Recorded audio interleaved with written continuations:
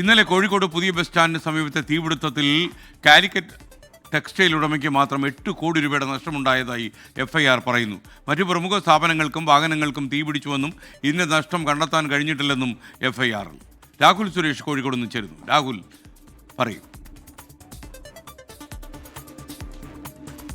SKN Calicut ടെക്സ്റ്റൈൽസിന്റെ godown ആണ് ഇന്നലെ ഉണ്ടായ തീപിടുത്തത്തിൽ കത്തി നശിച്ചത്. അതിന്റെ ഉടമയായിട്ടുള്ള ഷിബുലാലാണ് പോലീസിൽ പരാതി നൽകിയിട്ടുള്ളത്. കസബ പോലീസിനാണ് അദ്ദേഹം പരാതി നൽകിയത്. ആ പരാതി പ്രകാരം രജിസ്റ്റർ ചെയ്ത എഫ്ഐആറിലാണ് ഈ സുപ്രധാന കാര്യം പറയുന്നത്. അതായത് കാലിക്കറ്റ് ടെക്സ്റ്റൈൽസിന് മാത്രം 8 കോടി രൂപയുടെ നഷ്ടം സംഭവിച്ചു എന്നാണ് പ്രാഥമികമായി രേഖപ്പെടുത്തിയിരിക്കുന്ന കേസിൽ അതുമായി ബന്ധപ്പെട്ട് എടുത്തിരിക്കുന്ന എഫ്ഐആറിൽ പറയുന്നത്. അതുകൂടാതെ തന്നെ 4 പ്രമുഖ സ്ഥാപനങ്ങളും അതുകൂടാതെ ചെറിയ കടകളും കത്തി നശിച്ചിട്ടുണ്ട്.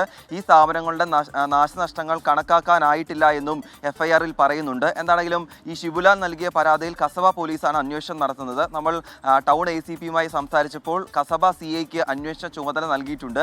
ഈ തീപിടുത്ത കാരണം എന്താണെന്നതിൽ അന്വേഷണം നടത്താനാണ് നിലവിൽ തീരുമാനം. അത് കണ്ടെത്തണമെന്നുമാണ് ഈ പരാതിയിൽ പറയുന്നതും. SKN സുരേഷ്.